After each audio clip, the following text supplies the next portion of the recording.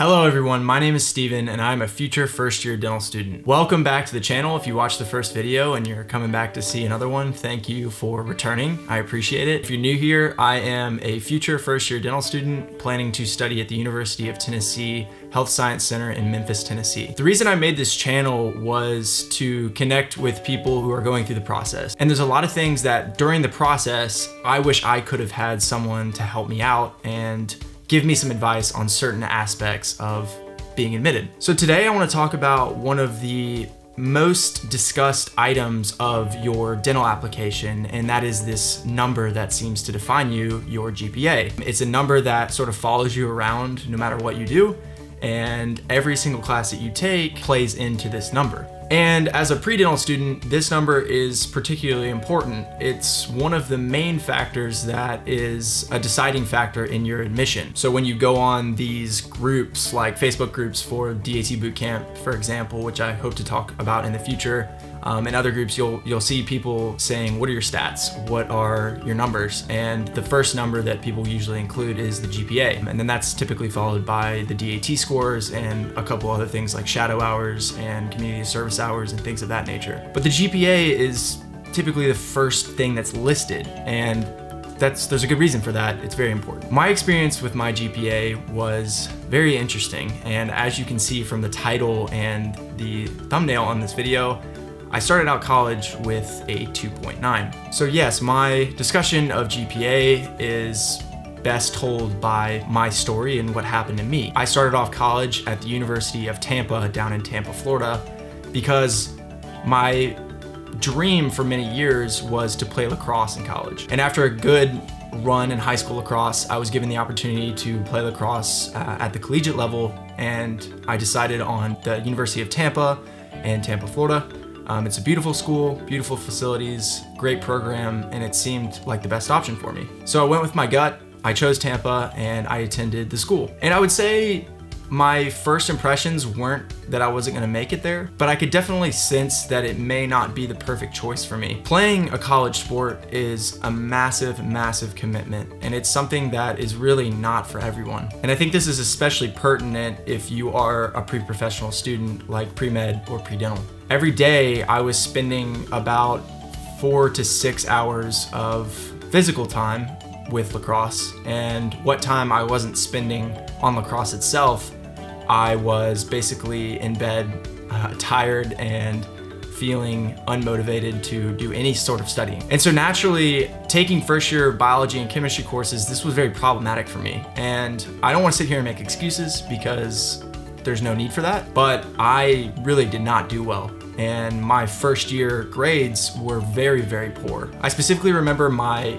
coming back for winter break after my first semester of college and having to tell my parents that I basically got C's in most of my classes. And of course, as a hopeful for dental school, this was really problematic, and we all recognize that. There's something really terrible about having to explain to your parents that I didn't do well in school and I tried, but I just failed in a lot of aspects. And unfortunately for me, I stuck around second semester at Tampa and did actually even worse. So combined, my GPA after my freshman year was a 2.9, which is very, very low and far from what you need as a pre-dental hopeful. And that, along with a couple other things, sort of mixed together for me and led me to the decision that I needed to transfer and unfortunately step away from the sport of lacrosse, which had been my love for a long time. And so I decided to transfer back home to the state of Tennessee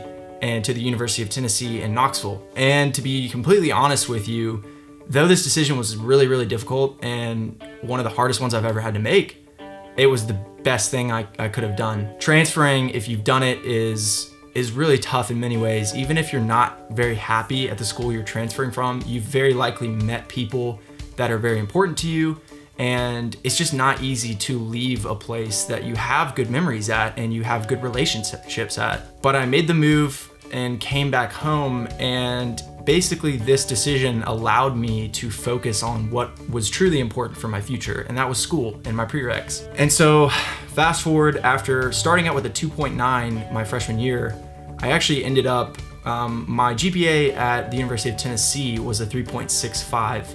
or I guess now with this semester, a little bit higher even. But because of my 2.9 freshman year, my GPA going into dental school and applying was a 3.5. And I have to admit, that was a little bit disheartening because I had spent 3 years of really working my tail off and raising my GPA to a 3.65, only to have it bumped back down to a 3.5 because of my freshman year grades. And that's probably the reason that I didn't get into as many schools as I maybe applied to, but nevertheless, I was accepted into my dream school, and I think even my 3.5 was good enough to help me do that. So what's the point? What's the point of this video and talking about the GPA? Your GPA is incredibly important.